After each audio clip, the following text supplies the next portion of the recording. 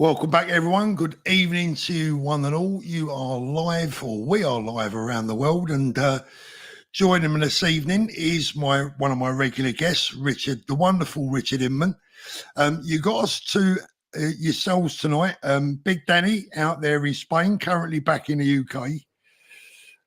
Sends his apologies. He's busy tonight. He's a man with many friends, and he's got to keep them happy. Richard, good evening. How are you, mate? I'm not bad, Paul. I was just thinking we've had a couple of casualties. Last time there was 4 of us. Now there's only 2. Do you know what I mean, Paul? It's that's an attrition rate there, mate. I'll tell you what, mate. It's not looking good, is it? Our numbers are dwindling. Dwindling. Me and you were the last men standing, Paul. Yeah, exactly. Well, funny you should say that. It is this week. It is the 80th anniversary of the Battle of Arnhem, and just want to mention that tonight. And I'm going to put a little graphic up that sums up the British spirit to get us started on the show tonight. Sums up the British spirit and the never say die attitude towards life. Let's just pop this up. From the Ministry of Defence. Out of ammo. God save the King. Final radio message sent by British airborne forces during the battle for Arnhem Bridge, where almost 2,000 of our troops, along with our Polish allies, were lost and 6,000 were taken prisoner. We on this channel, at least, will always remember. God bless them all.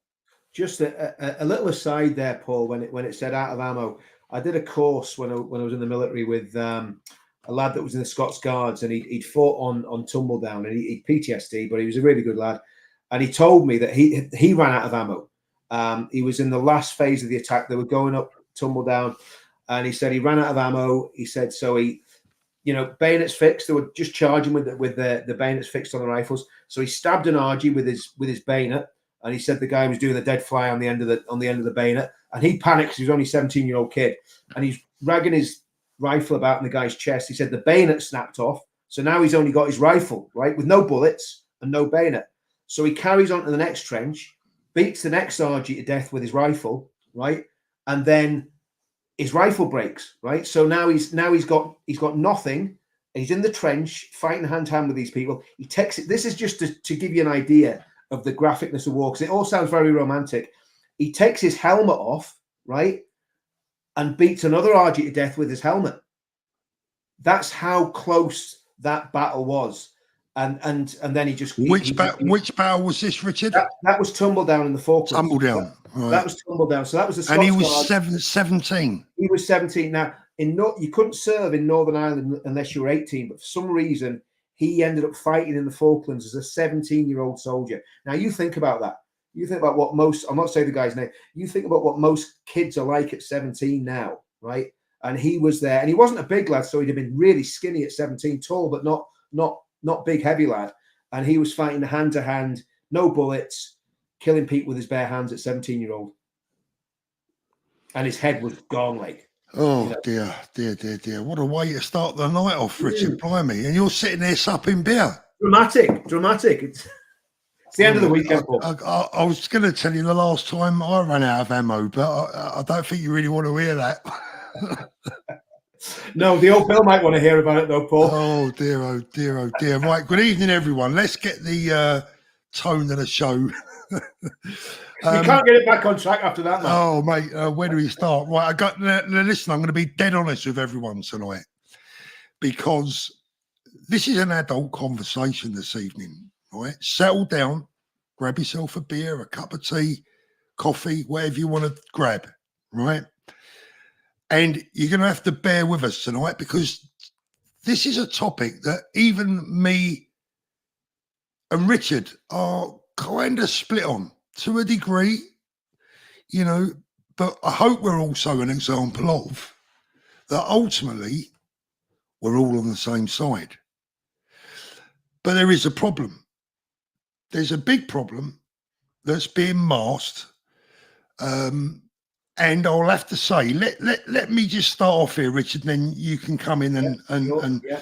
I watched the Reform UK conference over the last couple of days, and I've got to tell you, I thought it was amazing. I thought the atmosphere was amazing. I thought The speeches were good to a degree.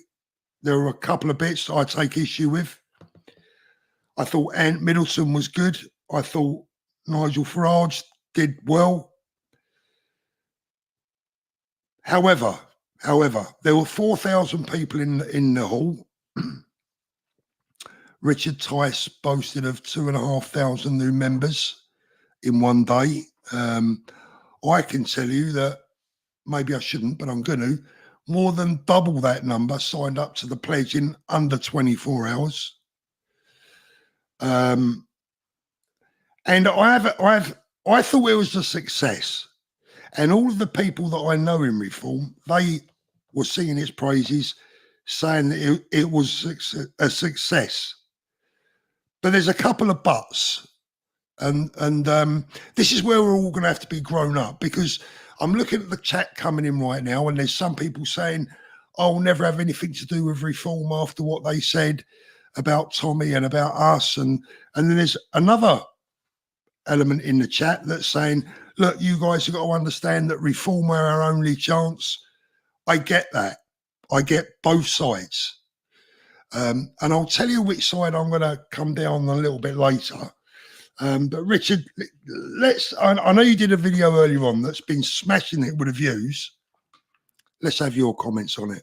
Yeah, and I mean, to be honest with you, my issue is, and I've got a lot of stick before for saying things about Nigel and things about Reform. There was one video I did, I lost 100 subs. But the thing is, I'm not monetized anyway, so it doesn't make any odds to me if I lose subs. But obviously, what I don't want to do is I don't want to come on here and cause massive division. But I've got to just tell the truth as I see it, Paul. Do you know what I mean? So again, well, there's no point in you, Richard. If you're not going to come on and tell the truth, there's no point in you being here, is there? Exactly. And you know, the way I am, I'm a straight talker. You know, if people don't like what I say, I don't really care, to be honest with you. But what I don't want to do is unnecessarily cause problems.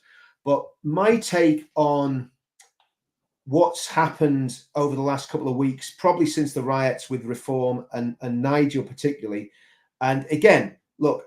Nigel, let's look at Nigel's positive points before I start digging him out in any way, shape, or form. Okay, so Nigel is a fantastic communicator, no doubt about it whatsoever. The stuff he used to do in the European Union, pure genius, and that was way back. We're going 10, 15 more years ago. He was really giving them a slap across the back of the head that they needed. Brexit wouldn't have happened without Nigel. He took UKIP from really being a sort of, I suppose, in a way, an intellectual think tank about the European Union to actually forcing the Brexit vote. Okay, all brilliant, absolutely superb. Not going to knock him for that.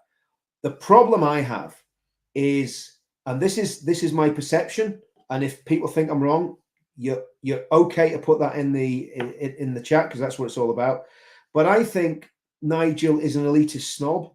I don't believe I think his attacks on Tommy and our movement, to a great extent, are driven out of that elitist mentality and not out of any genuine political or ideological differences. Because the reality is, the differences that we have with Reform, it's a cigarette paper. That's the width of the difference. Let's play devil's advocate here for a minute, because it's only the two of us tonight. Mm-hmm. And we got to have some fireworks, right? So what I get what you're saying. Your detractors would say, if Nigel was to openly come out and support Tommy, he's finished. The media will absolutely obliterate him. What do you say to that? Well, they do anyway. I mean, you know, the reality is that James O'Brien called the riots the Farage riots. Hope Not Hates had Farage in their sights forever. In fact, I mean, there was a legal action between Farage and Hope Not Hate, and I can't remember the details, or I can't remember who won. But the same people that are attacking Nigel are attacking us. Now, I think, and I'm just being honest, and this isn't through me being bitter against Nigel, because I admire Nigel. I admire the way he can communicate and the way he can speak. Because as you know, I'm not averse to a bit of public speaking myself. So the way Nigel can do it, I know he's good, right? No, and he's a good politician and he's clever. But, and this is the but, when it comes to the issue of what you might call the Tommy movement, right? And he's got to, I think Nigel's got to realise the popularity that Tommy has in the country. I think that's the problem. Go on, carry on. Well, there could be a bit of sort of, you know, I was going to say something swinging there, but I'm not saying it on the channel. But you know what I mean? A bit of, you know, I'm bigger than you and that sort of thing going on, possibly. But I don't think that's really it. I think he is afraid of talking about the massive elephant in the room, and I'm not going to go into that on your channel, Paul, because again, I'm well aware of preserving your channel, but you know what I'm talking about. There is a massive problem that we're facing in the country that Tommy addresses extremely articulately and very, very well, that nobody else does because they're all too afraid and too scared because most of them are cowards. And I think Nigel has a fear of that. I've seen him when he does address that, he doesn't address it fully or comprehensively. He skirts around the issue. And so could that be for and again, I'm playing devil's advocate. I'm not necessarily, I'll tell you what I think after. Yeah. But I've got to ask you the questions. Could that be because he knows that to win a war, you have to win a lot of smaller battles. And to get there, to get to the point where he wants to be, he has to be selective about what he says, who he supports, who he criticises, just like Keir Starmer, in the respect that Keir Starmer portrayed himself as being a bit of a cuddly bear before the election. And now he's in power, is refeeling himself to be a grizzly bear. Could it be that Nigel is playing it crafty? Is he playing it clever? Well, here's the thing. And this is the reality of the situation. Now, no matter what people, you know, think about reform and however great they think reform is and however great they think Nigel is, before the election, Paul, me, you, Tommy, Carl Benjamin, Lawrence Fox, Maya Tusi, I think Calvin did as well. I think we all said, I think everybody said, right, let's back reform. Is that correct? We all, and certain, not promises, but there was a nudge, wink, wink. You look after us, we'll look after you. Am I right? Yeah. Is that fair enough to say? And that's not a secret. So there was this sort of backwards and forth between reform and certain intermediaries, and that happened. We literally all of them. Look, my channel's minuscule compared to a lot of the other guys. We kept our word. We kept our word, and we said, and I did it under, if you remember, Paul, I did it under, I was very reluctant to do it, you know, and I tried to put the caveats in and talk to people about tactical voting and about the way the electoral system works. And I went into a lot of detail about why I wish reform had a better plan before the election. Okay. So I'd done a lot of videos on that, and it cost me quite a lot in terms of people, you know, falling out with me over it because they were all backing reform. And again, I'm not going to fall out with someone over what political party they support. Even if it was a Labour person I'm talking to, I'm not going to fall out with them because they're a Labour person. So, you know, if I criticise Labour, I wouldn't like to think I'm fighting Labour people, same as with any party, right? But okay, I get all that. But the reality is that there was no reciprocation after what we did. After actually, I think if I remember rightly, on the 1st of June, I think we told people from the platform to vote reform. Yeah. I think I'm right in saying that, Paul. I think so. I think Tommy did. I know Tommy did lots of videos telling people to vote reform, and I did videos telling people to vote reform, and you did. And instead of there being any reciprocation, once the riots started, the first video Nigel made after the riots, he threw Tommy under the bus.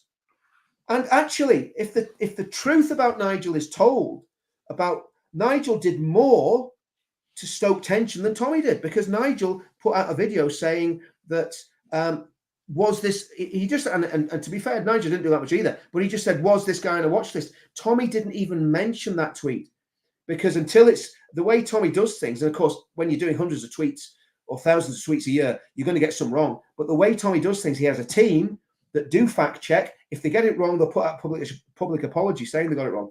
So actually, Nigel had said something more damaging than Tommy had said. Yeah. And yet, when he was accused, instead of putting his hands up and saying, "Yeah, I got it wrong on that tweet," he threw Tommy under the bus. Now that's not being tactical. That's being cowardly. I'm sorry. That's just the way. Well, it's funny that I mean, look, they had Ant Middleton talking about military tactics and you know, how he would unite the UK and make us stronger. And I thought it was a great speech, to be fair. But the one thing that the army would look at, I would think, and you're a former army man, is they'd look at their assets. And this movement, whether Reform like it or not, this movement, including Tommy, including everyone that supports him, including our groups and all the other YouTubers, we are an asset if they choose to use it. Now, before I go any further, this is not absolutely a knocking Reform stream tonight. No. If there was a general election tomorrow, I'd be voting for him. Richard may not be. I would. Because right now, I still see them as our best chance of gaining power. However, that does not mean that I think they're perfect. And I'm going to say this right now. If Nigel Farage wants to win the next election, he simply has to come to terms with who his core voters are, who they support, their beliefs, their real concerns, and the real world, because he is not going to win the next general election with disillusioned Tory voters who may well be tempted back to the Tory party by Jenrick, or whatever. Is it Jenrick? It is Jenrick, isn't it? Yeah. Who is saying the right things. Don't believe a word of it, by the way.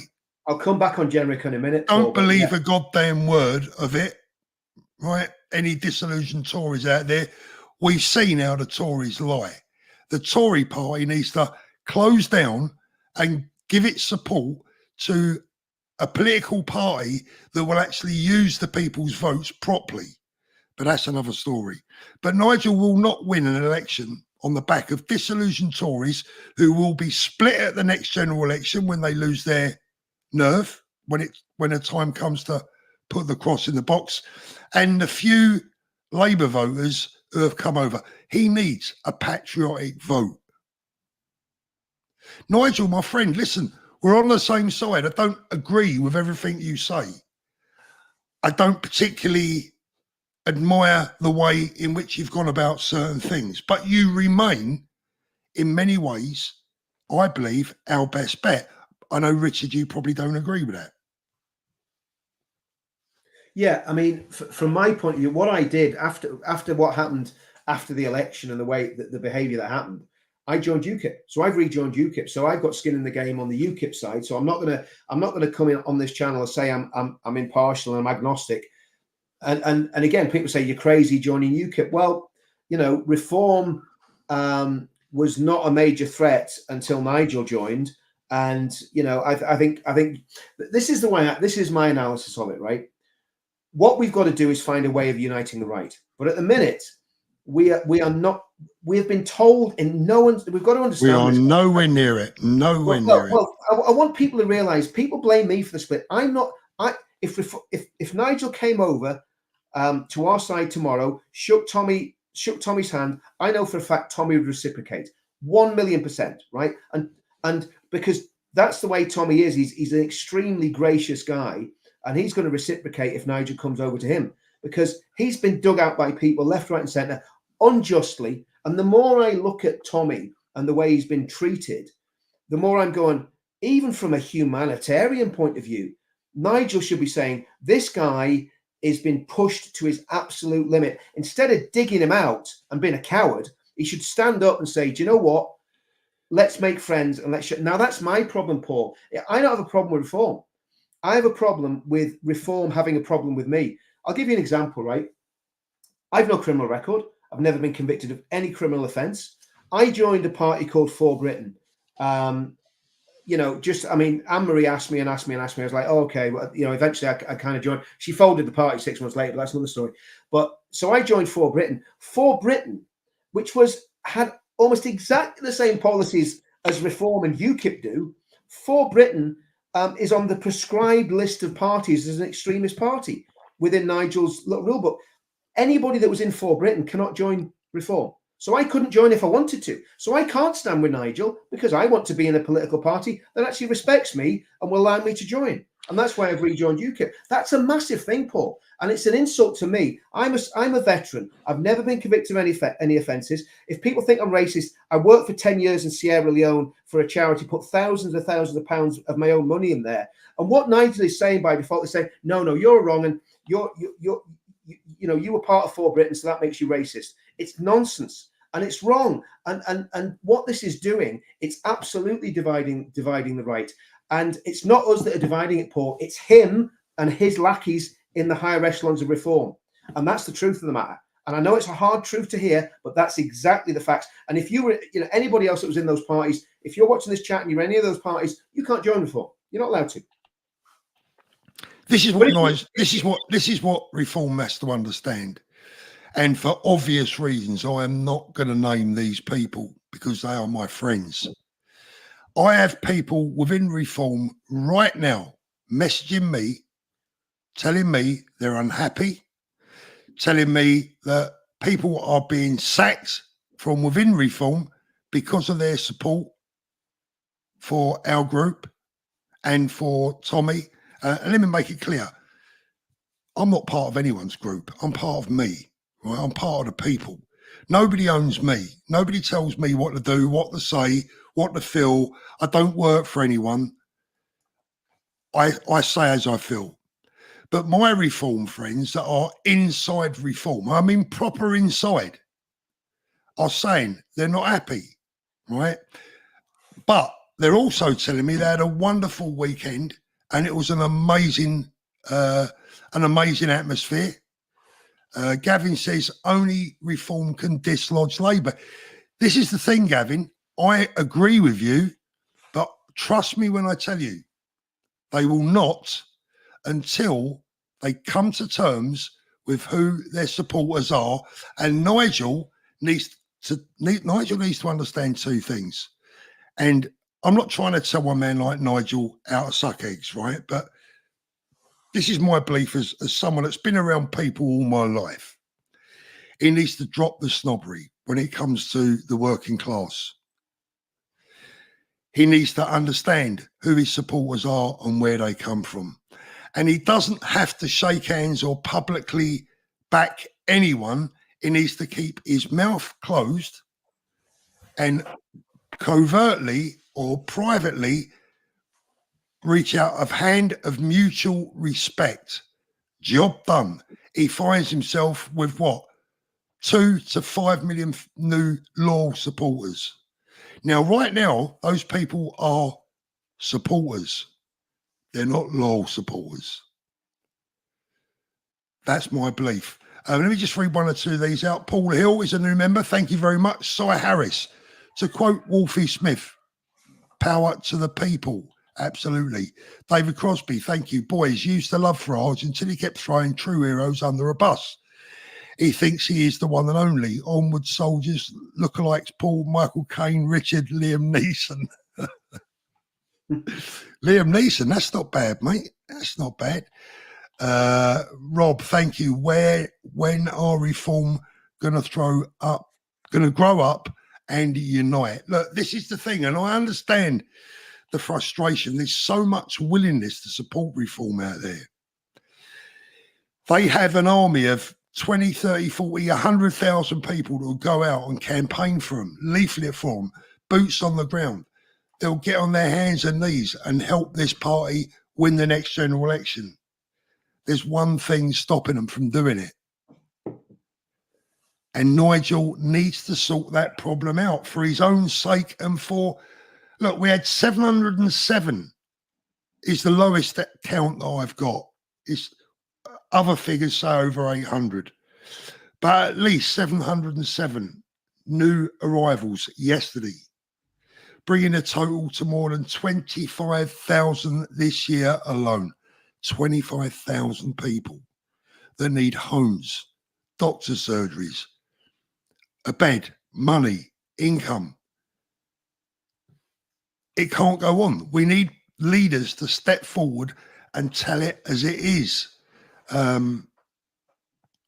Yes, Nigel may well be our best bet. But right now, I think yesterday the conference was great, but it was a bit smoke and mirrors. A bit smoke and mirrors for me. Yeah, I mean, I think the issue is we need to have this discussion now. Exactly. We need to have a frank discussion. And again, I'm looking at some of the comments. There's all sorts of stuff going on there, and I appreciate all the comments because people are taking the time to actually do it. But the reality is that we need to thrash this out, because there is only, I mean, if we don't have a political solution and we don't get rid of Labour at the next election, we are in real trouble. If by default we get another Labour government. So what we need, and it's my friend Don from America, Don Keith says you have to make it too big to rig. So in other words, you have to have such a massive majority that they cannot steal the election, that you can't have a situation where, and let's get it right. I mean, I was listening to Lawrence Fox and Calvin Robinson talking about this, and Lawrence said, actually, we can thank Reform for the massive Labour majority, and to a certain extent, that's absolutely true. You can thank the Conservative Party for it as well, and you can thank low voter turnout and lots of other issues. But it is a massive part of the reason that we've got a massive Labour majority. I blame the Tories, though, mate. I mean, they were so pony. But it's both, Paul. It's both, because there was no voter management with Reform whatsoever. It was just vote Reform. But you know yourself, Paul, there was a lot of candidates that didn't have anyone canvassing their areas. There was no battle plan. It was just Nigel woke up on the 3rd of June after seeing our massive demo and said, "I'm going to stand."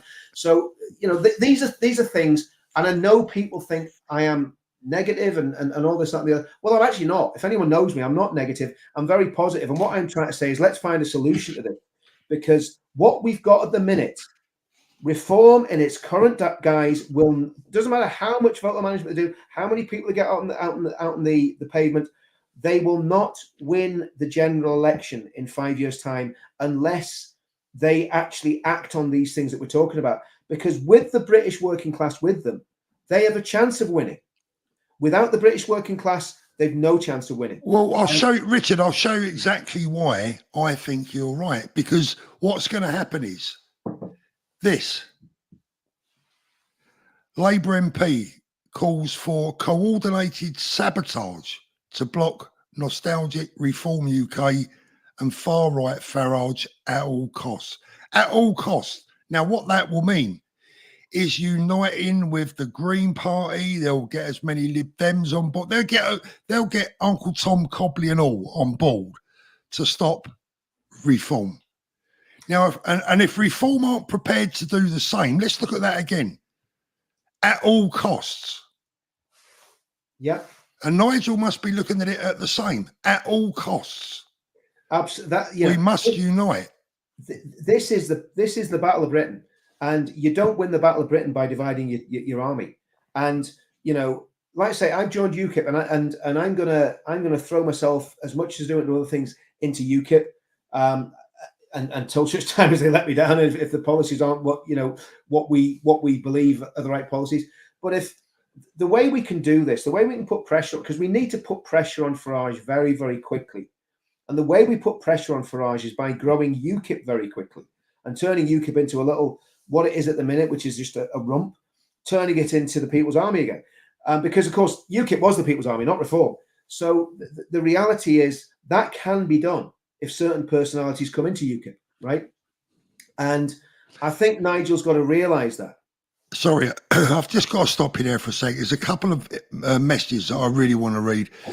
Nicola says, please give it time, guys. Nicola, we have tried. And the next comment is actually going to prompt me into speaking about something I didn't want to speak about. Andrew says, F off with the Farage bashing FFS. Right, Andy. So this is where I'm at with that. You touched on it earlier on, but what the hell? Let's tell the truth. Let's have it out. Let's Richard, you tell the world, you tell Andy, who, by the way, Andy, I'm not having to dig at you, mate. I understand where you're coming from. But there's more to this than meets the eye. Tell the viewers precisely what took place before the general election, Richard. Well, okay.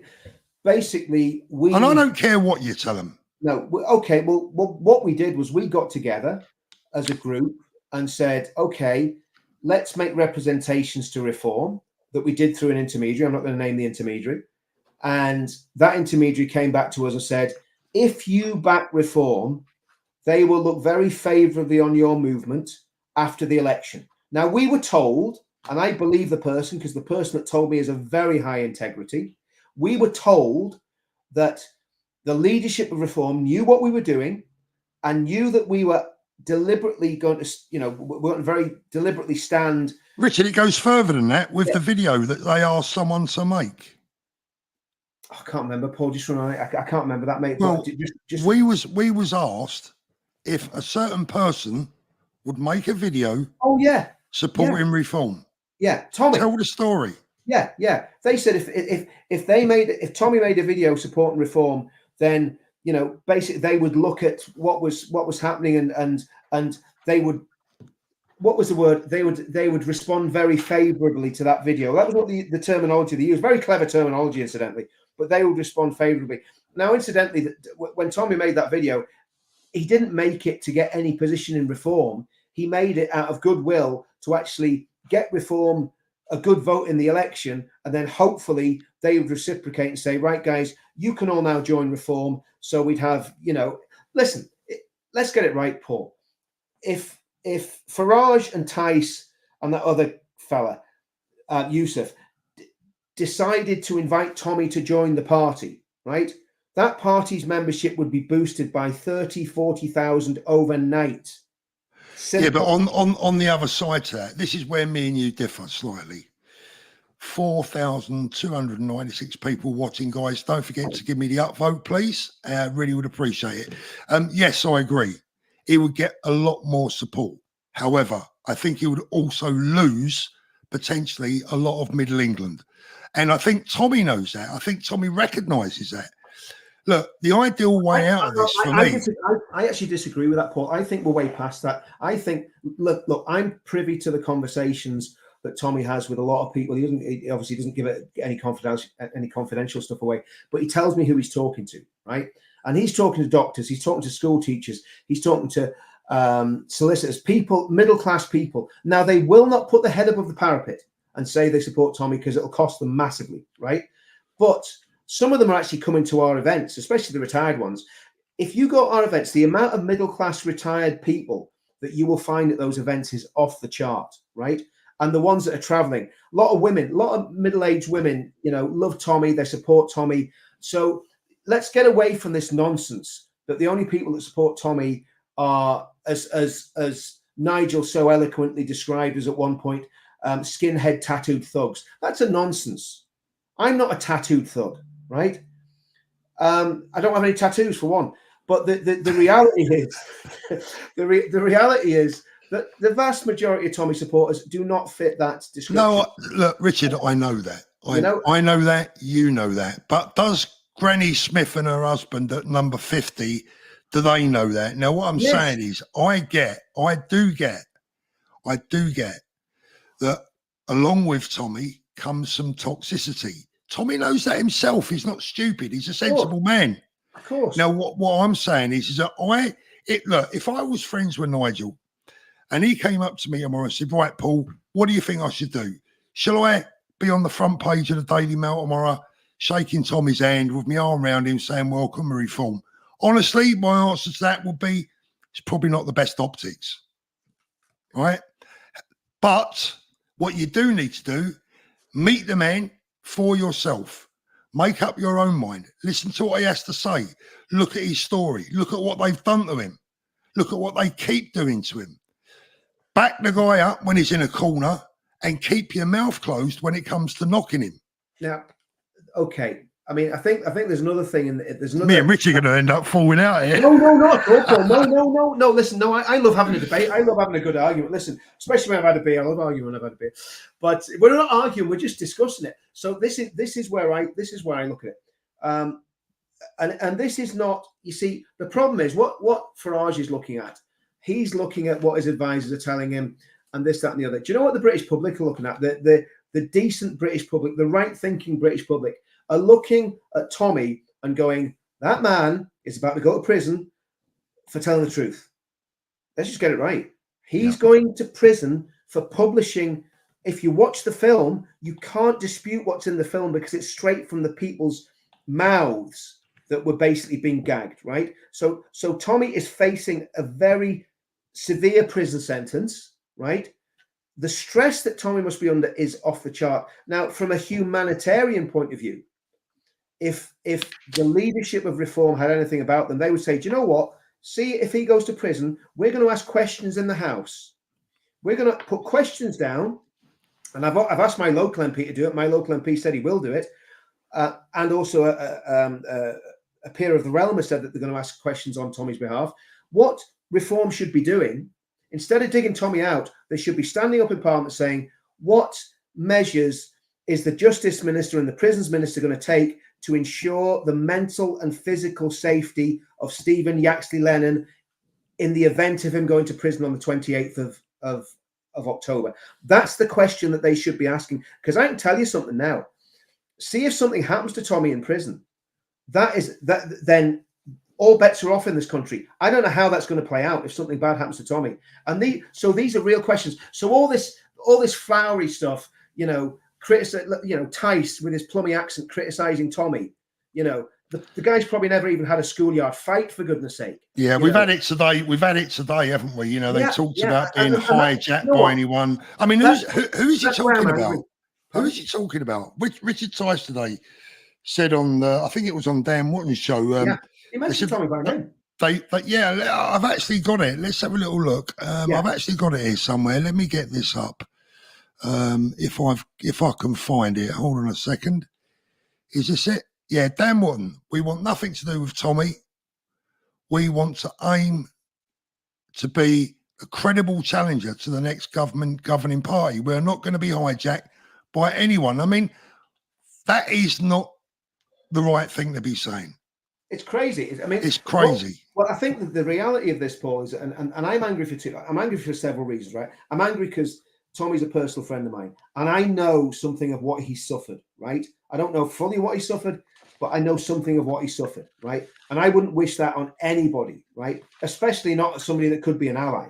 Now, if you're on the left, I'm sure the left would love to see us all locked up and the key thrown away. But so that's the first point. The second point is that Tommy would be an absolute asset to them. They don't realize it because he would bring massive support from the British working class. Because I would say probably 80% of men under 60 that are British working class would support Tommy. I don't think that would be far away from the from the truth. They might not say it openly, but I know when people that know that I'm associated with Tommy, they're always coming up to me asking about how is he, and so on and so forth, right? Yeah. So I know there's massive support in the country right the way. I mean, I'm in Northern Ireland, I'm in the middle of nowhere, but there's still massive support right the way across the country for Tommy. Now, the downside for Reform doing what they're doing, they are going to lose all of those votes. And do you know what I think though, Richard? Sorry, do you know what I think? Do you know what I think the situation is? I think that they know that they probably wouldn't lose all those votes. They'd lose some of them, but when push comes to shove, people feel there's no other option, and this is why the pledge is so important. I agree. We must make sure that whoever we take the pledge to, with 500,000, 1 million people plus signed up to it, 5 million by the next general election, maybe more. I said it at the last event. We must become the dog wagging the tail. And we can only do that with sheer weight of numbers. And that can only be done through the pledge, in my humble opinion. Now, again, I go back to saying what I said earlier on. This is not absolutely, I know it might sound like it to some people, this is most definitely not a Reform bashing live stream tonight. It's actually a Reform loving. We're trying to help them. We're trying to make them see the light. We're trying to make them see reason. Do you know what I would like? Do you know what I'd like to see, Paul? Right, I'd like to see a situation where Reform, UKIP, possibly the SDP. I wouldn't mess about with any of the parties. Reform, UKIP, SDP come together amalgamate and actually get rid of that stupid rule that Farage has got about people that's been in for Britain or whatever not being able to join the party, because there's still a good solid base in UKIP. It just needs it energized again. SDP, there's some great people in the SDP, Rod Little and people like that. So if a coalition was formed from those three parties with let's say that for want of a better word, we'll call it the Tommy movement, even though it isn't the Tommy movement, it's the Unite the Kingdom movement, with all of those people dragged into that, and everyone showing a bit of grace and a bit of humility and saying, okay, well, maybe he's got it wrong, and look, see, if I've known Tommy for since 2017. The more I get to know him, the more I like him. That's just so that to me speaks volumes, right? Is he perfect? No, he's not perfect. He's got lots of character flaws, just like me and just like you, Paul. You know what I mean? He's a bloke. He's a man. He's got character flaws. End of, right? Same as any other person has. So I think this hostility towards anybody that is on our side of the fence in terms of politics, crazy. It's crazy because we believe the same things. Oh, look, if you know yourself, Paul, how virulently antagonistic I am to ethno-nationalism, to the Nazis, to the goose steppers, and I've been in confrontations with them on the street. Tommy's been in confrontations, probably more confrontations than Farage has ever been in with them, right? Oh, 100%, 100%. Now we have always, and I've spoken. Sorry, Richard, when was the last time the real far right put it on Nigel Farage? Exactly.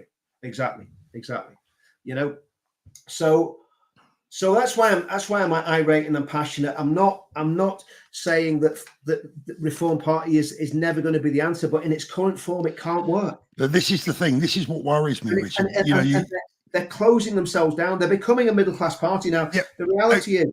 Exactly. Yeah. Let me just come in a minute. This is exactly. I mean, you're talking about UKIP. You're talking about the SDP. You're talking about. What we need to be one. Now, here's a great super chat. Thank you very much, Steve. I was there, spoke to loads, none have heard of the pledge or the 26th. And you know why? Because that hall was mostly made up with fed up middle class Tories, and he will not win the next general election with their votes. Well, think about this, Paul. He was boasting, I've got 4,000 people from this hall. We had 100,000 people on the 27th of July. Yeah, exactly. Big deal, yeah. Actually, we didn't just fill Trafalgar Square. We filled half the Strand, and we filled all the roads surrounding Trafalgar Square. Now, that was massive, and that was done with a very minimal social media footprint. No money for publicity. There was no paid publicity on that at all. Everything that we did was completely organic, and we had 100,000 people standing in Trafalgar Square for 4 hours watching films, listening. So the point I'm making is, Farage is missing out on that by his actions. And that's why I'm so frustrated. And people are digging me out in the comments. I don't care. I know what I'm saying is right. I just don't care if people are digging me out, because this needs to be sorted out. And I think Reform, UKIP, SDP, get them all together. Get people that support Tommy in, get Tommy in, get the Unite the Kingdom people in, get every other group, get the Together Declaration in, get everyone together to get rid of these rats that have destroyed these traitors that have destroyed our country. Yeah, and that's right. All this infighting is absolutely no good at all. Rob Quince, thank you, Rob. The very serious question we've got to ask is, what is Nigel's motivation in doing this? Spot on. Rob says, spot on. He's worried Tommy is bigger than him instead of coming together and getting our beautiful country back. I think there is an element to that, I have to say. My good friend out in the States, Ali Reza. Ali, hope you're well, my friend. Nigel might be right about most things, but he is dangerously approaching cult of Nigel levels, not listening to legitimate skepticism. Dangerous. Great message. And again, I'll say it again. Sorry, mate. The best move that he could do is bring Ben Habib back into the fold. Bring Ben Habib back into the fold. Let Ben deal with us. Let Ben deal with the people, because I feel Ben is more a man of the people. My own view. I don't know the guy, but what I can say is I think I can tell what he's like. Yeah. And I would love to see Ben dealing with the public. Let Nigel deal with the politicians. Let Ben deal with the public. That is the dream ticket and a guaranteed winning formula. Nigel, get Ben back on board. Well, I mean, yeah, I won't hold my breath on that, but I was actually going to mention Ben. I mean, when you look at the way Ben's been treated, it's absolutely appalling. You know, and again, a good man been literally cast aside. A very, very, very good man. A very intelligent man, a very good man, a man who had actually committed a lot of his time and no doubt his well, certainly time's money with all of us, right? And Ben's a very successful businessman, and for him to be cast aside in the way he did, it's just ridiculous. And that's my point, you know. And I could say a lot more about it, Paul, but what I don't want to do is put people on a negative. Yeah, no, neither do we. No, neither. No, we're talking amongst friends. Yeah, my point is this, right? That reform could work if it did the right thing, right? If reform did the right thing, but I am so skeptical. I'm so skeptical because I've seen it before. I've seen it happen 3 or 4 times. Happened with UKIP, where Nigel didn't like the direction it was going and deliberately buried UKIP. That's truth, right? Brexit Party, exactly the same thing. Folded it and let the Tories win the election. And so I think if I was been skeptical without any evidence or without any cause, people could say, look, I don't dislike Nigel Farage. I just don't like the way he operates and the way he's disrespecting vast swathes of his support base. I think it's insane. I think it's political suicide. And, you know, so in a way, like you said, Paul, we're actually saying, don't be like this. And my skin in the game is, Tommy's a friend of mine. He's facing some very, very serious issues. And the last thing he needs right now is political leaders, MPs. Let's get it right. These guys are MPs that have clout turning on him and stabbing in the back because they're just showing that they're just the establishment. Yeah. I'm sorry, that's the way I feel about it. I'd love to know what Lee Anderson's position is on Tommy Robinson because he doesn't say anything about him. He doesn't. Well, that's the right attitude. Yeah, that is exactly the right thing to do. Lee keeps his mouth shut, and that is the right thing to do. I would love to know what he really thinks because I bet you if you dug down with Lee, because he's one of us, I have no doubt. I have no doubt. No doubt. I can't speak for Lee, and neither can you, but I don't doubt Lee's loyalty. Paul, me and you were old enough to remember Nelson Mandela coming out of prison, right? And remember the world's media outside the prison. Now, obviously, the world's media is controlled by absolute scumbags now. So no doubt the world's media are not going to be outside the prison when Tommy comes out. However, some of them might be.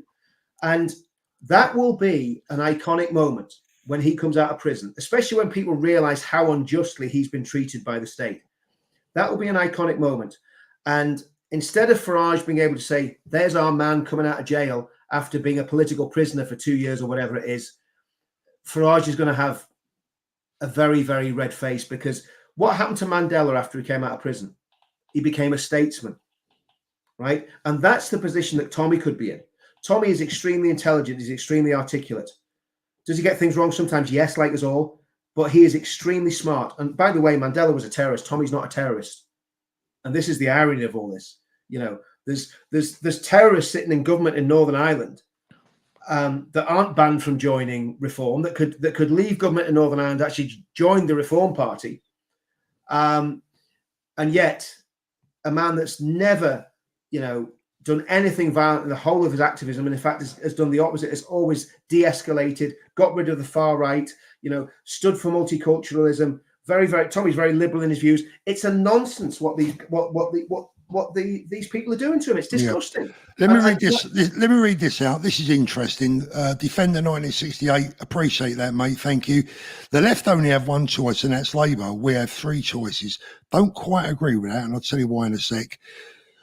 We have 3 choices: Tory, Reform, and UKIP. Don't split our vote. I agree with that. Reform is our only choice. I tend to agree with that. Farage has the charisma and he has the public backing. Hold your nose and back Reform. Now, I'll agree with most of that. The only thing that I will say is that Labour, as we saw from that image that I put up earlier on, they will work with anyone that can put down anyone that's remotely to the right of the Lib Dems. And they will do that. And the thing about this is, right, here's the thing about this. The reality is this is too big not to be passionate about, right? So I appreciate people that are digging me out in the comments because they're passionate about reform. I appreciate that because you're doing it because I do. You believe in your heart that reform's the answer. Now I take the opposite opinion, that reform in its current form is rigged for failure. That's my opinion on it, okay? And I am also passionate and also want to have unity on the right. I want to have all the good people on the right. And there are some wrong ones. There are some wrong ones out there. I'm not going to name them because I'm not going to do what Farage does and dig people out, but there's people I could dig out. But the reality is SDP, UKIP, Reform, if they made a major move together and amalgamated and brought our movement into the fold, they would have an unstoppable force. Now, let's put all that to one side, Paul. Let's talk about the pledge, okay? Because this is where the pledge really comes in, okay? I could be wrong about reform. One sec, mate. Hold on, Danny just wants to pop in. Danny, can you hear us? Danny? Sorry, mate. I apologise to everyone tonight for letting you down. I'm out for a few beers, as you can see, with me pals. There you go. And me dad. Hey. Hi, Danny's dad. Apologies, mate. And I'm not going to stay because I've had a couple of beers, so I'm going to leave it at that.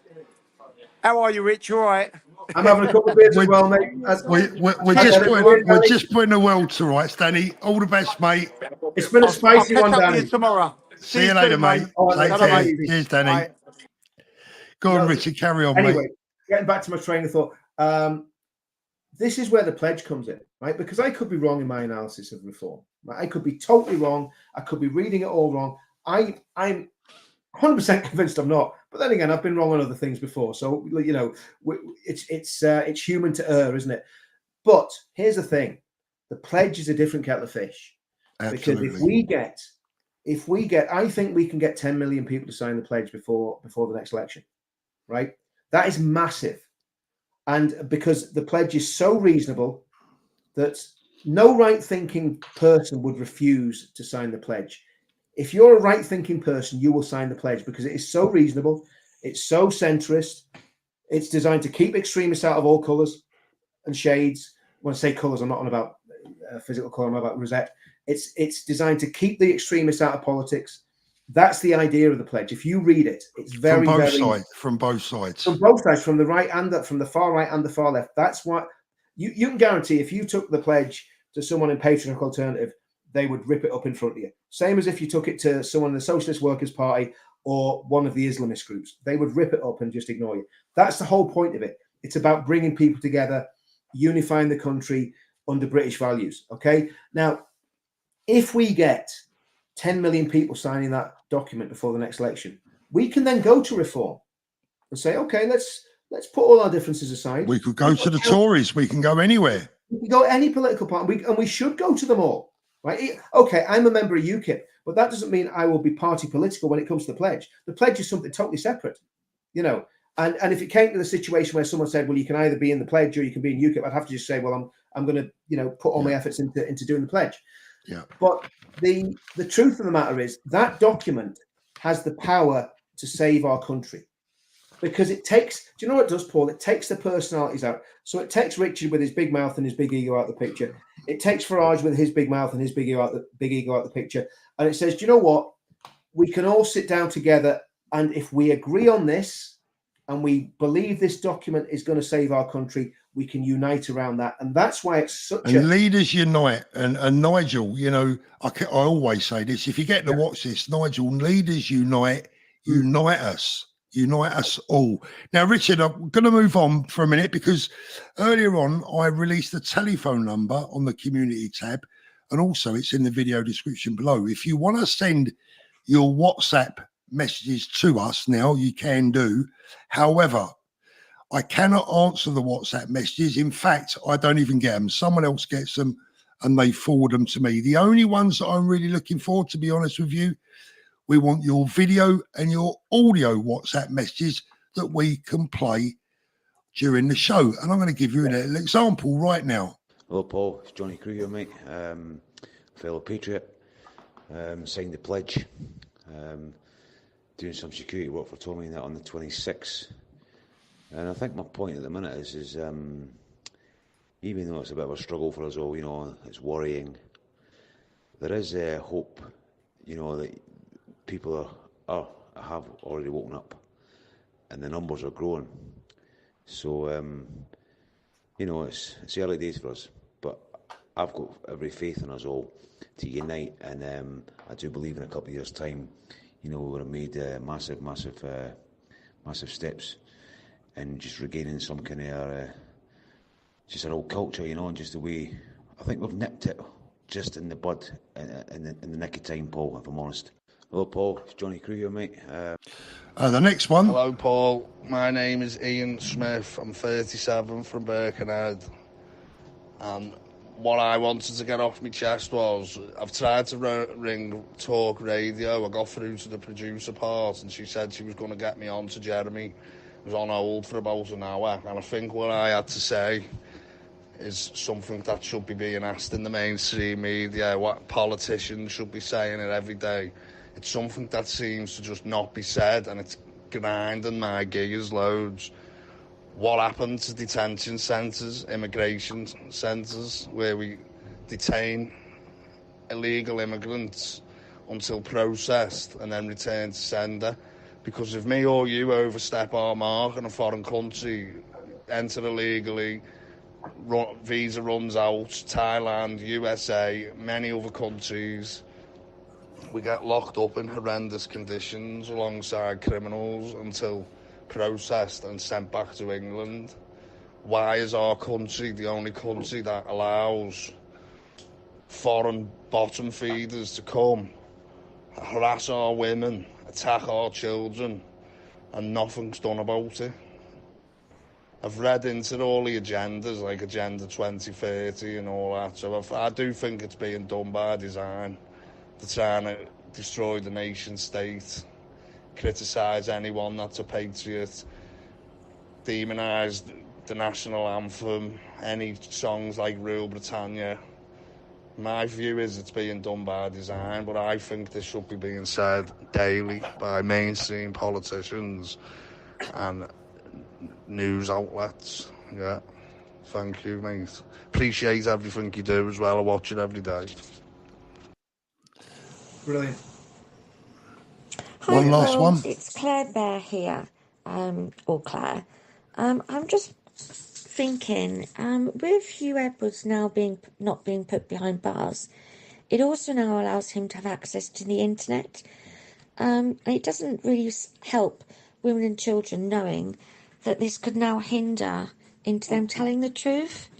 I just don't really understand why he should not have been told not he couldn't use the internet as well. Just a question. What a good point that is. Why is he? I mean, was there no restrictions on his internet access? Don't know. No. Just a point, and those are very good calls, by the way, Paul. But just a point on the pledge. Since we've been on, we've had 1,000 sign-ups since we've been on. Just check that.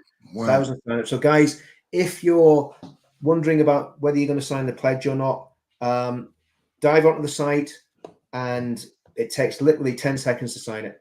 And guys, I will say this: if you're a Reform supporter, it's more vital than ever that you sign the pledge, because we want to work with Reform. We want Reform, or I want Reform. I can't speak for Richard. I want Reform to storm to victory at the next general election, but I want them to represent us, all of us, not just disillusioned middle class, middle England Tories that have deserted the Conservative Party because they've realised what a bunch of traitors they are. There's 4,636 people currently watching this live stream now. Please sign the pledge and don't forget to upvote this video as well. Richard, I want to show these because we've had a couple of people set in little videos as well. Now, guys, this is what I'm trying to build for the future. Now, I know that you might not like to put your face on the screen, so audio messages are great. It will be good if you have a point. And also, like I said, don't forget I can't answer WhatsApp messages. It's more for video and audio. Let's have a little look at a couple of these. Hi, Paul. I'll try and make this video as quick as I possibly can. Couple of things. I live in Ireland. I used to compete over and run for Middlesex and won the British Cross Country Championships in 1996 in Luton, Wigmore Valley. Lived in England for 19 years. Born and bred in Ireland. Family originally comes from Liverpool back in the 1850s. So we could trace our family all the way back. Loved my time in England, found my tribe in terms of athletics. But a couple of things I wanted to get in touch with you about. One of the questions you keep asking is, why is there a two-tier policing and why is this all changed and so on? Well, you've got to go back, I think, to 2007, 2008 when Britain was broke and Gordon Brown met the Saudi Arabians and basically took money from them. This can all be checked. It's all there online. One of the things that very few people know is that when they did, all Muslims that would be living in Britain that broke any of British laws all of a sudden had to be let go. The grooming gangs, in terms of indoctrination, all that sort of stuff. That was part of the deal in terms of the money coming in, that Muslims would be able to do whatever they want to a point, right? That can all be checked out. That can all be verified. And it was actually, the second part of what I'm saying there was actually in the papers. I can't find it anymore, but people that can do extensive lists or search can find that for you. So that's where it's come from. It's come from that Gordon Brown had to give a loan, had to get money from the Saudi Arabians. And once the Saudi Arabians were coming in, paying that, basically they were at the behest of whatever laws and rules and regulations that would exist in a Middle East country. Simple as that. I contacted you a while ago about an idea I had. I don't know how daft it is or good it is, but it's about probably trying to, when you have marches over, about bringing groups of Irish people from here over and vice versa from Britain to go into Ireland to swell the numbers. Because there's a lot of Irish in Britain that are probably not happy with this, but I don't really see anybody reaching out to them and trying to get them on board. Maybe they are, just that I haven't seen it. So that's where I'm coming from. That's the idea. I hope it helps you. I want to see you succeed. I love Britain. I love my time there. It was very, very, very good to me. I had a fantastic time there. The majority of my friends are British compared to being Irish because I lived there. I worked on building sites and so on, even though I did athletics. That's it. I hope this helps you some bit, and keep in touch if you can. If you can't, I understand you're very busy. God bless and take care. I mean, I haven't heard of that, about Gordon Brown and the Saudi Arabians. I mean, I don't know what to make of that. But look, I think the idea about getting people over to Ireland and from Ireland to England is a great idea, obviously, as long as it's all done properly and peacefully. Yeah. I mean, I'm working on something, putting a little media team together across here in Northern Ireland that can go right the way throughout the whole of the country, north and south. So we're going to be looking at that in the next. In fact, I'm going to meet a couple of guys tomorrow night about that. So just a point on what the gentleman said. Again, I haven't heard, what he said there. What is a fact is that when 2007, when the banking crisis hit, there was a lot of Qatari, Saudi money came in to prop up the banks. Obviously, a lot of them made a lot of money out of it, but also there's a lot of property in London and throughout the country was bought. A lot of infrastructure was bought by Qataris and Saudis. I think that we can say that's absolutely true. Yeah. So when you've got money, when you're a group of people that are organising, you've got money, you can exert influence, and I think that's what we've got to be aware of. That there's in both the Conservative Party and the Labour Party, there's probably a lot of influence from people that do not have the best interests of the heart, the best interests of the British people at heart. And again, I've got my own views on that, and there's a lot more that we could dig into. And a friend of mine did a lot of work on this. I won't say his name, but a friend of mine did a lot of work on this a few years ago. And when you look at the influence, there is over the UK from certain factions that would not be very friendly to the UK, including the Chinese, as well as people from the Middle East. It goes to explain a lot of the stuff that's going on. Yeah. So, and that's not a conspiracy theory, that's a fact. So I think, I've never heard of what he was saying, and I don't know if it's true. And again, look, the reality is this is an open we gave that guy a video. It doesn't mean we've fact checked it. It just means that he's expressing his opinion on Paul's channel. Yeah, and that's what it's about. I mean, look, guys, if you want to express your opinion, I mean, obviously, as long as they're within the realms of the law. Epic 2000, thank you.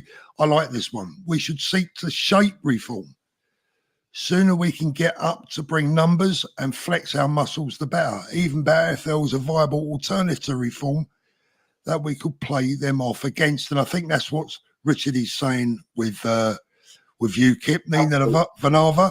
I'll rather have Nigel, even though I'm no fan of his, than that Hitler Starmer. God bless. I mean, that's my philosophy. Jack Wobbly, anti-speech. Ant speech was fantastic. Majority of what he said, I've heard from Tommy and the speakers on the 1st and the 27th. Wouldn't it be great to have Ant speak? It would actually. That would be the really 26th. Now it would, but here's the deal. I bet he's not allowed. Well, I mean, I'm gonna keep the counsel on that one. But yeah, the reality is, Thank you, Adam. Is that there is no reason why Ant Middleton shouldn't be allowed to come and speak on our platform if he wants to. Yeah. You know, I mean, Maggie O'Brien says, "What are you on? Stop it! Will you stop squabbling, please?" Listen, this is called good, healthy debate. You know, we can't all be loving, hugging each other and having a love in every single live stream. I mean, look, let me just go back to that. Maggie, I don't know if you've popped on late or anything. What we were saying is that, look, Richard and I have slightly different views on reform. I'm more of a supporter than Richard. That doesn't mean to say that I'm necessarily a supporter or a fan of Nigel. I would much prefer, I would give my right arm to have Nigel in power right now than 2-tier, 3-gear Kia, right? But I think he has to learn to read the room better, personally. And the room, I say it again for the 3rd or 4th time tonight, the room does not or cannot rely on disgruntled Middle England, middle-aged Tories. There's not enough of them. The one of the guys in the comments just he's just given me a superhero name. Reality Richard strikes again. I like that one. Defender 1968. Thanks, mate. We have just over 4 years to stop Labour or it's game over. And nothing will matter. Back Reform to get power back. They are the only party in a position to contest Labour. Thrash this out after a win. Look, I agree, but will we get the win? We might not get the win if we don't thrash it out before. There won't. If we don't get this sorted, and look, listen. My gut is I've totally given up on reform. They didn't honour anything that they promised to honour before the election, and I'm done with them, to be honest with you. Unless they've got to move. We've done everything we can. We've all reached out to them. We've all, done lives with them. We've had discussions with them in the background, and nothing's been reciprocated. So as far as I'm concerned, they're not an honest broker. They're not straight players. And I don't want anything to do with them unless they change. That's my absolute opinion. They need to change. We're the ones that have reached out and they have rebuffed us. And there's only so many times you can actually go and try and smooch with your lover before you get a restraining order. Let's just get it right. If we keep reaching out to reform, we'll end up getting tagged. You know what I mean? Yeah, I'm going to disagree with that. I want to give them more chances, and I'll tell you why I want to give them more chances, because I do feel that they are our best chance. Donna, thank you very much. I support reform 100%, and Phil Richard does not support reform. Donna, I think you've just heard Richard's feelings. I'm going to say that we need to unite. We need to work with people. I have always been there potentially as a middleman to get in between people. I've tried to bring people together. We've had some success with that. We've had some great success with that. We've also had some disappointments with that. But we must continue to talk. My belief, we need to unite. We need to unite all elements from the centre right to win the next general election. But we can only do so much. Mickey Ritchie, thank you very much. Hi guys, the way I see things is 2 Tommies, an old one and a new one, and Nigel and others must refuse to recognise the new one, which in my book is bad judgment on reform's behalf. Why do you think that is? Keep up. Why do you think that is? Keep up your good work. Thank you very much. Well, I think. Go on, Richard. You answer that. I just want to jump in. I mean, what that guy says is absolutely right. I think I might know Mickey if it's a Mickey I'm thinking of. So if it is, hi Mickey. But the reality is that I cannot join the Reform Party. Neither So can I. Neither can I. Yeah, well, there you go. So how, Paul, listen, this is the thing that really, really annoys me. Even if I wanted to support reform, I couldn't. Why would I support a party that sees me as persona non grata, as a right-wing extremist, because I joined a party that has exactly the same policies as them, just because Nigel doesn't like Anne-Marie? That's just the way it is. I mean, that's just a fact. Richard, I agree. But my belief is that we need to be bigger than that. We need to look at the bigger picture. The bigger picture is our country, and I believe that our country is more important than our own personal beliefs. Look, well, I can honestly say that how can you support a party that's deliberately excluding its core base? It's insane.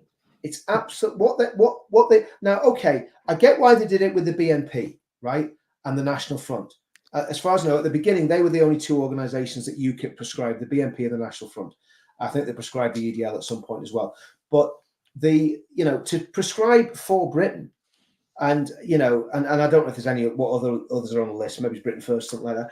But to prescribe for Britain, when For Britain was attacked far more by the far right than Farage has ever been, and let's get it right, there was a whole lot of people that stood in the last election for Farage that had absolutely abhorrent views that I certainly wouldn't share. They were homophobic, they were racist, and they stood as candidates in the last election for him. Yeah, I think to be fair, they recognise that and they're lying that out.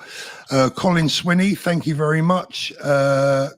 Colin again, thank you. Maggie is back again. Thank you, Maggie. FFS, you are on record as saying the left unite. We need to. I agree. We need to now. Absolutely. So do I. I agree. Division. The Shires want to know who to vote for. Tommy is not a politician. He's an activist. Maggie, I agree. I agree with what you're saying there. But the point is, I think maybe you might be missing, maybe you're not. But I think our point is this, is that behind that activist is 1 million, 2 million, 5 million working class people whose vote will be influenced by whatever he says. And he also represents so many of the working class people's fears, genuine fears, and is the only one that's been big enough and man enough to stand up and speak about those fears. So what we're saying is, Maggie, and what I've said all along, I can't speak for anyone else, not even Richard. My view is that reform needs to do an under the table deal, if you like, almost. I've used this analogy before. Look, the biggest football clubs in Italy, sometimes they can't even sign a player without going to their fans and saying, are you happy with this? What do you think, lads? And if the fans are utterly opposed to signing that footballer, the club will go back to the board and they'll go, do you know what? We've had a word with the fan base and they don't reckon this guy. That's the way that I believe reform should work. They should be speaking, even if it's covertly. They should be holding out a hand, Maggie, is my belief. But the rest of it, Maggie, I agree with you. We do need to unite. Yes, I am on record as saying the left unite and we need to. That's the whole point of us being here. It's all about uniting. Reform are not my enemy. I consider reform to be the answer, hopefully, to our prayers. But things have to change. And I'll go back and say it again. They'd make a bloody good start by reinstating Ben Habib. Yeah, and I mean, again, Paul, listen, guys, we've had these discussions offline, and what we're saying online is nothing different to what we're saying offline. And it's good to thrash this out and work out why we think what we think and why we're taking the positions that we're taking. And that you can only get that through talking, and that's one of the reasons that this crazy clampdown on freedom of speech is so dangerous. That's been going on. Exactly. But I think where me and Paul are absolutely united is on the pledge. It's as simple as that. 100%. And I could guarantee I could go to everybody in that auditorium on Friday and Saturday and take them a copy of the pledge and everyone sign it. Every single one of them. Let me give you another. Richard, can I give you another one of my silly football analogies? Yeah, go for it, man. Yeah. We're all on the same side. We all support the same team. We're just talking about who should be playing in midfield and up front. That's it. We all want the same team to win. We're just debating about the players and what positions they should be playing in. It's about winning the game. It's as simple as that. And I think, you know, I've been doing this for a long time, and I've never felt as enthusiastic as I do now, because I think we're on the verge of something massive. And I think if we use UKIP as a tool to basically bring Nigel to heel, then that's worth joining UKIP for. But the biggest, that's the pledge job for me. That's what I was going to say, Paul. The biggest weapon we've got in the arsenal is the pledge. Now, but I also do believe that there's a lot of mileage in UKIP. I know Nick Tenconi, the leader of UKIP. He's a great guy. He's full of energy. He would share our beliefs wholeheartedly. He is totally against the far right, the real far right, the ethno-nationalists and the Nazis. He's totally against that. He's totally against extremism from the left and against extremism from Islamists. So, you know, he's 100% on board.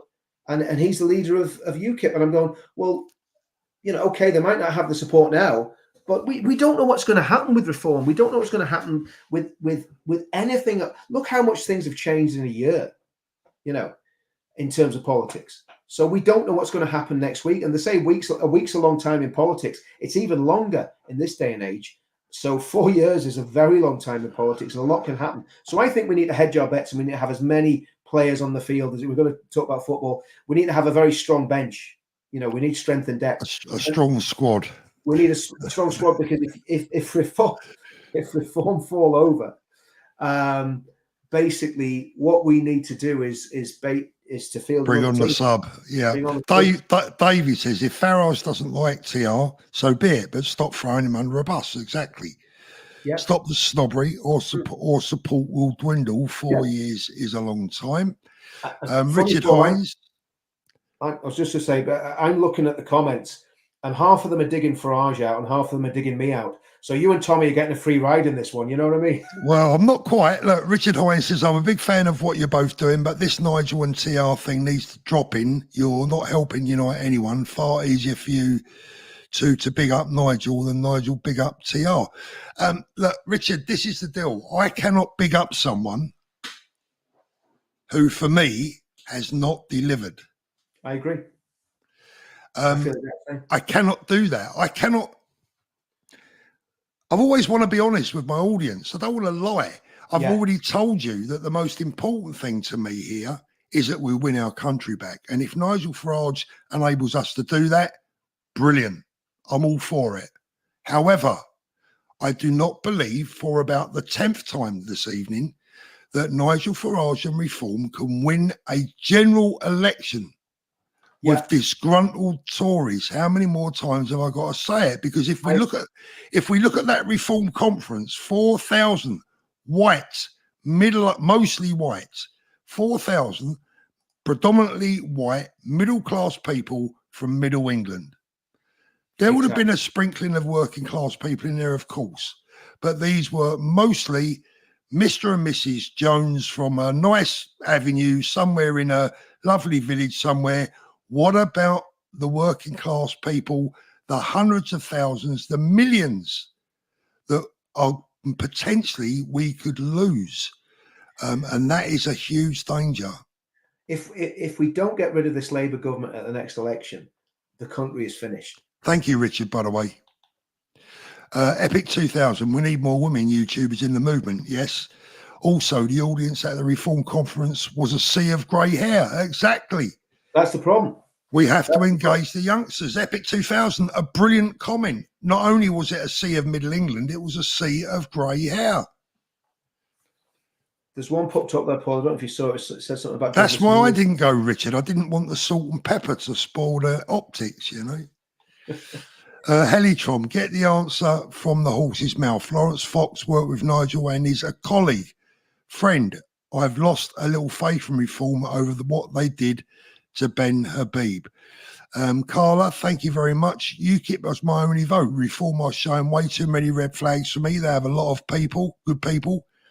But with Farage and Tice, it's leading to red flags. Van der Fultz, thank you so much. I'm sick to death. I'm sick to the back teeth of reform snobbery. How dare they? Richard Tice on Dan Wotton had me screaming with rage about Tommy's supporters. They will lose thousands of votes regardless. I'm fuming, stuck up plums. Now, I go back. Thank you, Vander. I go back here. I want to go back for a minute to Richard's comment. Richard, this is a dilemma that we face. I tend to agree with much of what you say, but there you must understand that there are hundreds of thousands of people like Vander out there who feel differently. Nigel can win over everyone if he just uses his noddle. And right now, I'm sorry, he's not using his noddle. Posh accents and fancy levels of education does not equal common sense. No, it doesn't.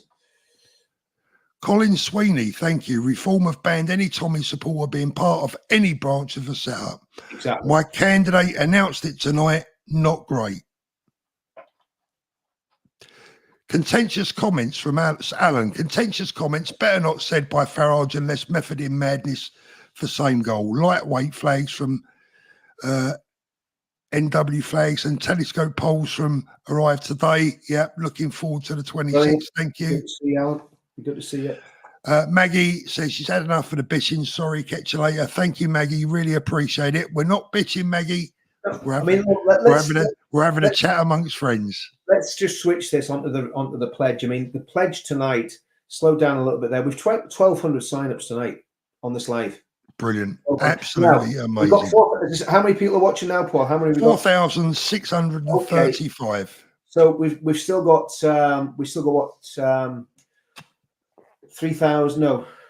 2,800 or something to sign up. So come on, guys, get on there and start signing it, because that's well, where a lot of them will already be signed up, guys.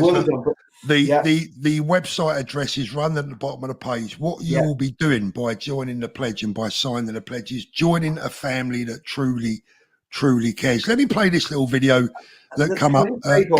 Just about the pledge before I forget. The reality is signing the pledge does away with these arguments. It really does, because when we get that critical mass of people, we're just going to very simply present the pledge to all these political parties. And if we have 10 million people in the pledge and we go to these political parties and they say, yeah, we'll sign up to that, job done. As long as we know for a fact, so we need to get something in writing from the party leaders that they were going to honor the agreement. But, that's how powerful this is, guys. It's really powerful. And like I say, we can have these debates about which party, what party, Reform, UKIP, but the reality is the pledge is where it's at. Cheers, Phil. Let me just play this little positive one. Hello, Paul. Sorry about my previous message. I've managed to work out how it works. I'm Rob, and I live in Shoreham-by-Sea, so I'm quite local to you. I love your show. I love all your comments and videos that you've done. It's very refreshing to hear a gentleman like you having such positive ideas. Thank you. Please feel free to use this video in your shows. Good luck to you, sir. Take care. Oh, that was nice, wasn't it? Notice he never mentioned you, Rich. He never mentioned you. I'm just a bad boy, mate. I'm the one that you weren't allowed to hang about with when you were a kid. Guys, the reason I'm playing those videos is because there is a number in the video description if you want to send me your video or audio messages only for the show, and the best ones will be played in a future show. Phil's and remember, thank you very much. Betty Boo, 1972. What were you doing? About 30 then, Rich, in 1972, something like that. I'm 51 years old and a nurse. I support Tommy 100%. I want support. I want to support reform, but I can't if they don't back Tommy. Yeah. Now, look, again, I say to all those out there that think we're having a go at Farage and we're not. I am certainly not. I don't know how much clearer I can make it, but there are millions of people out there that feel like Betty. And if we want to win the next general election, Reform have to rethink their strategy. And more importantly, like Richard Tice this afternoon, maybe just engage their brain before they engage their mouth. It might be useful and it might serve them well. Donna, thank you very much, Donna. I've told loads about the 26th, as a lot of people are not on YouTube. And sorry, Richard is negative. Poor old Richard. I'm going to have to buy you a virtual drink after this, mate. No, it's all right, mate. Don't worry about it. Nothing but the truth. Muslims are using their religion against us in the street and in a court of law. They are professional liars, learn everything before they get on. Well, look, listen, I'm not going to get too involved with that one, to be fair. Look, I think there's good and bad in everyone, and we have to try and find the good in people. Look, as far as I'm concerned, everyone is welcome on board with this movement as long as they have red, white and blue in their heart.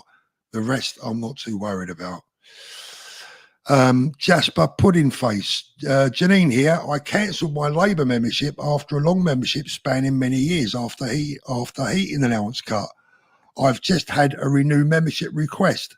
Are they panicking? Well, probably because they want money from just about anyone and everyone. Exactly.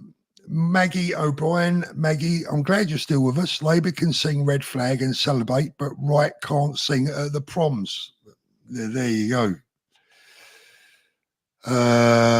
Betty, she's back. Thank you, Betty. I want to support Reform, but how can I when they throw Tommy under a bus? He's done more for the UK than anyone. I'm a nurse and support Tommy 100%, as a lot of others do.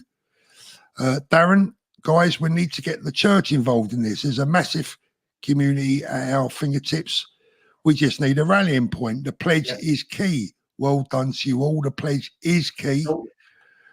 David Crosby, Ben Habib for next PM. Up your bum and Farage. I agree that Ben should definitely be back in Reform. We've got to keep pushing to get Ben back in Reform for me. Dave Young, thank you. Evening. Would TR come onto this stream? I'm sure that if we asked Tommy, he would. But the bottom line is, well, you tell him, Richard. Well, he's got a lot on. I mean, the reality is he's fighting. Well, I'm not going to go into it, but he's fighting fires on all front. He is, to be honest with you, how he does what he does with the pressure he's under, I honestly don't know. So, it's he's. And I know he's got a lot on in the next few weeks anyway. So I'm not going to say any more than that. But he's busy. Good over evil. Thank you very much. People just voted for the best option, disaster. Yeah. Douglas Whitrick. I can't quite work this one out. Can you, Richard? Have booklet or 3 PDFs, but they get caught in the too busy file 13 section you guys have. Don't know what that means. Not quite sure what you mean, Douglas, but thank you anyway.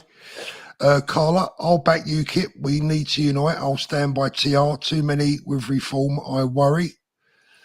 Vanda, again, she says, I'm fuming with Reform's Richard Tice on Dan Wootton. Without Tommy's following, they will lose thousands of support. It's total snobbery. I thought I read that one out, actually, but thank you, Vanda.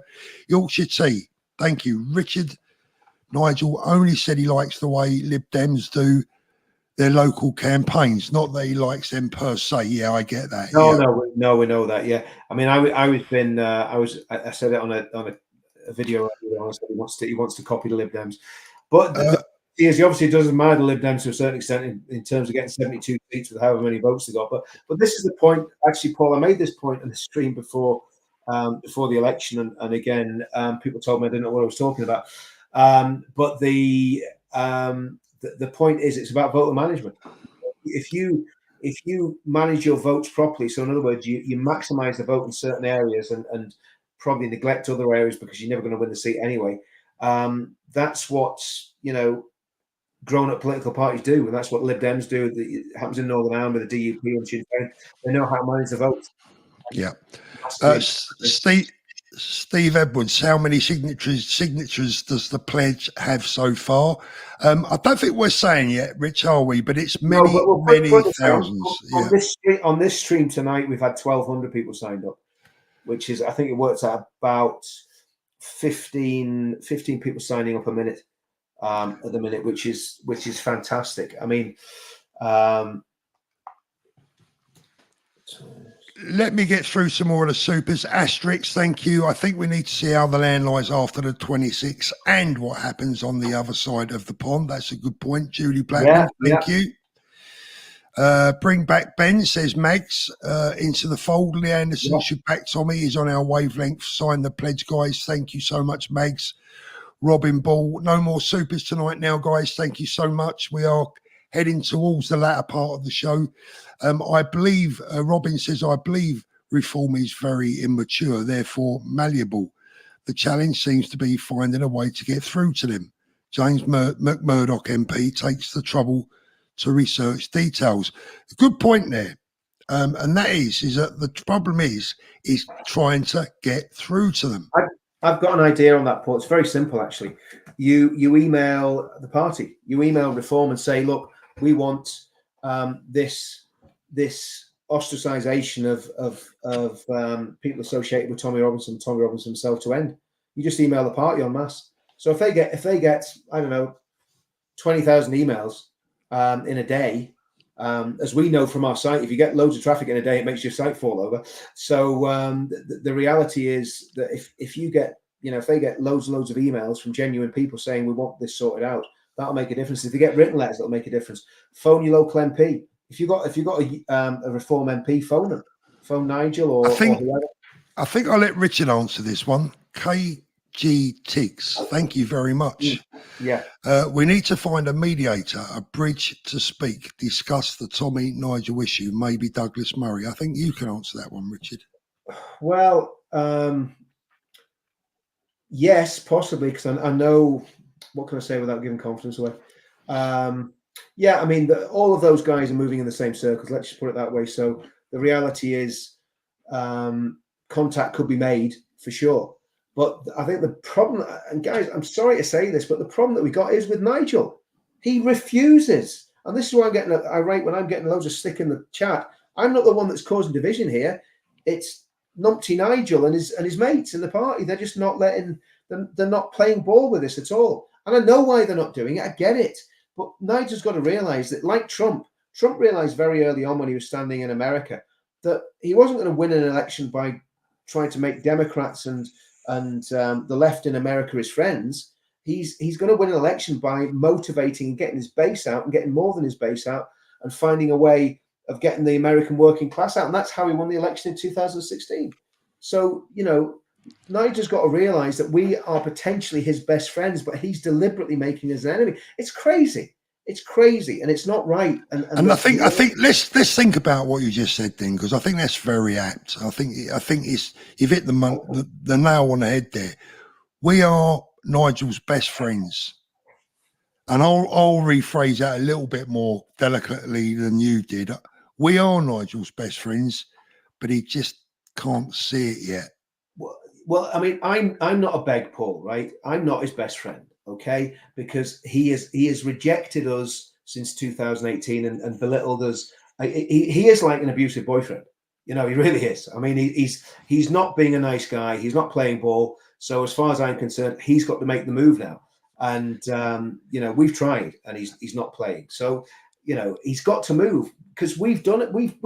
We got him, goodness knows how many votes in that last election. 2 million votes. I don't know, between all of us. Probably. I don't know what he's afraid of now, because the media are already going after him. Yeah. They're going after him big time, and it's going to get worse. So he is going to have to become Britain's Donald Trump. Well, if he doesn't, he's finished. And I don't think he can do it anywhere else, any other way. And I think that there are definitely people out there that will disagree with that and say, no, we're not like the Americans. We have a lower sort of political pain threshold, etc. And that may well be true. But I just don't feel there's enough people in Middle England that he can attract to win a general election. No. And here's the thing: Labour have all of the unions behind them. Where is Nigel Farage's unions?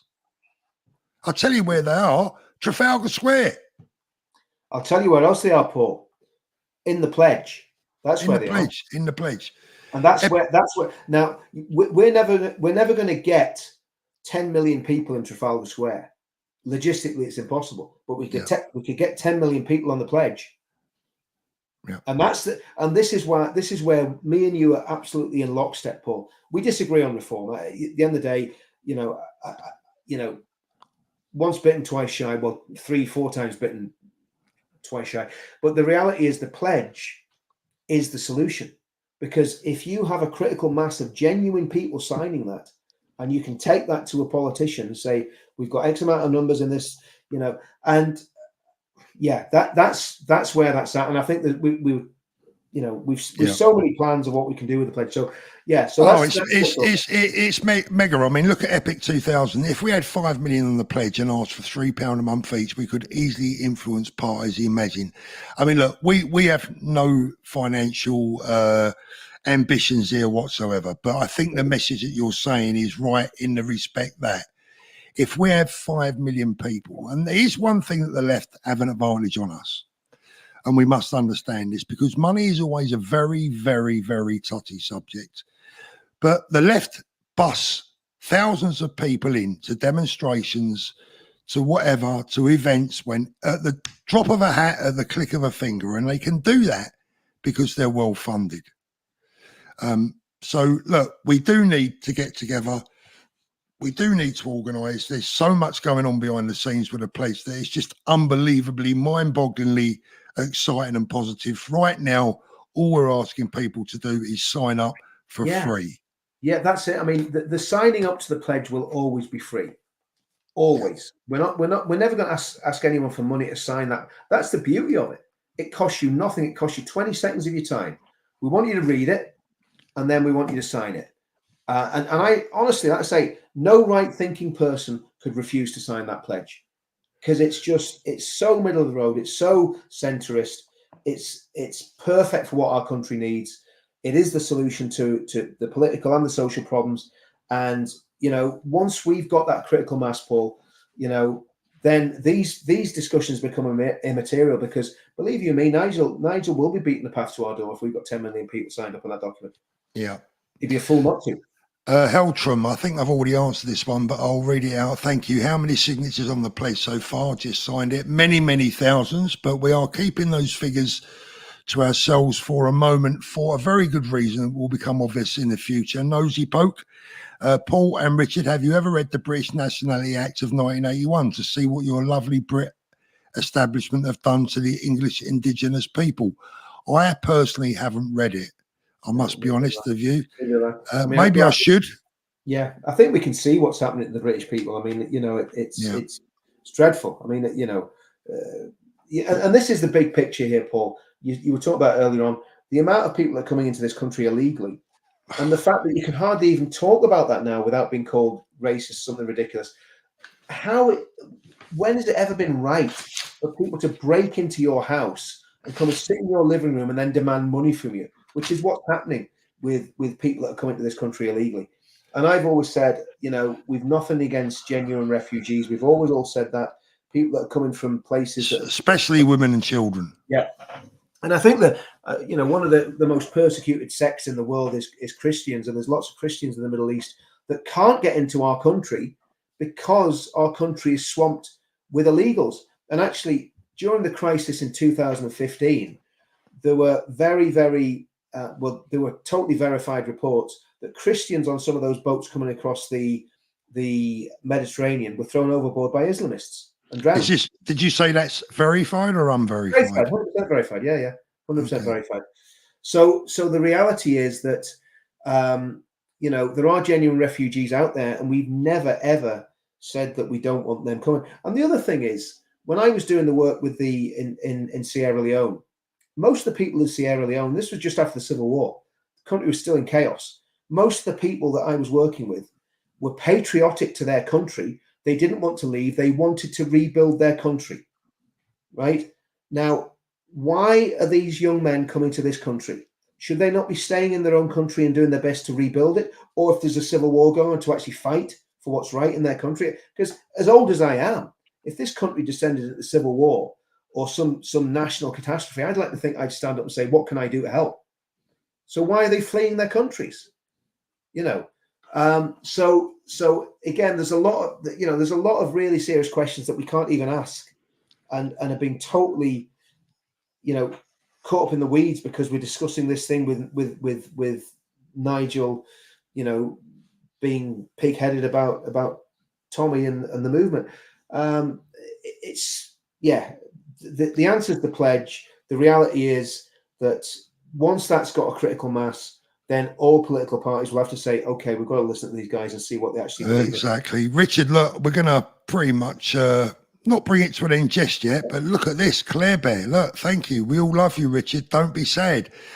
E-Sightseeing UK has sent me in a super chat. Thank you very much for that, mate, but I cannot read that out. You'll get myself and you'll get me. We'll get me and you into trouble. Warhawk says Nigel knows what he's doing. Well, if he does know what he's doing,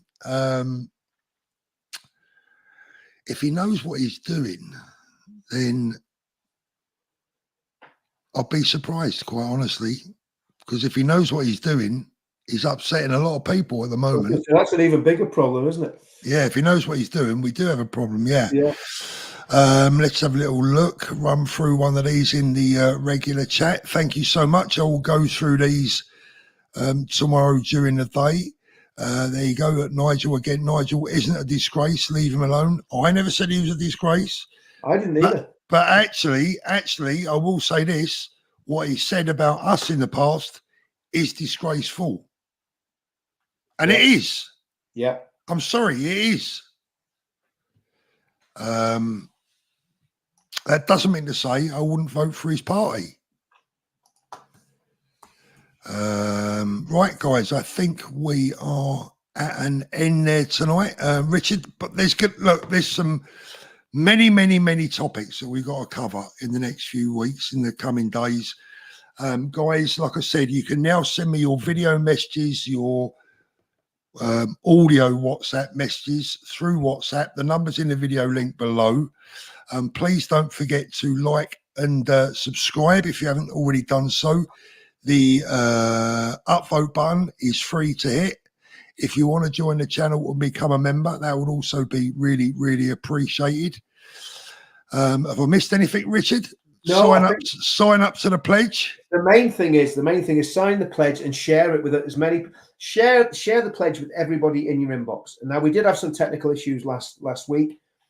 We're 99.9% sure that they're completely ironed out now. But get it out there, share it. If for whatever reason you can't sign up, let us know, because we do want that feedback. But the amount of sign-ups we've had, even with the technical issues we had last week, is off the chart. So let's keep pushing this. Well, the sheer weight of numbers on the first day simply brought the site down, didn't it? If we're honest, it was crazy. It was crazy. And if that was in the first week, Paul, what's it going to be like in 3 weeks' time? It's going to be something else. Yeah, exactly. Right, absolutely. Listen, guys, if you've enjoyed the show tonight, I really appreciate it. Just for being here, I really appreciate it. We're fully aware, both Richard and me. I mean, look, even me and Richard haven't agreed on everything tonight. No. But it makes for an interesting debate. Ultimately, we're all on the same side. Here's the thing, though, Paul. Right, we haven't agreed, right? But we're not going to go away from this stream tonight and go, oh, well, I'm not talking to Richard, I'm not talking to Paul, because we're adults. And in our world, when we were growing up, you could have these debates about politics, about religion. You could really go at each other. And at the end of the, you have a few beers or whatever. At the end of the night, you'd sit there and go, do you know what? We're still best mates, but we just disagree on this issue. It's as simple as that. Yeah, and I think that the message to everyone is that, look, this isn't, like I said earlier on, this isn't about knocking anyone. This isn't about separating anyone. This is having a discussion between family members where hopefully we can get things right, unite as a family, and win that next general election, get rid of this evil, horrible lot that are currently residing in number 10. And that, I think, we can all agree on. Yeah, and the other thing is, make your plans for the 26th of October. Oh, yes, absolutely. Make your plans for the 26th. It's looking like it's going to be massive. It's going to be, by the sounds of it, if everyone's telling the truth, it's going to be as big as Trafalgar Square. So I don't know where we're all going to go, but it's going to be busy. It's going to be busy. And, you know, so get there, just get to London for the 26th, and we'll see you all there. And don't forget, guys, if you want to catch up with me, if you've not had enough of me this week, you can go and see me this week on Peter Will's channel. That video has been released today. That's getting good reviews. You can see my video with the one and only Andrew Bridgen.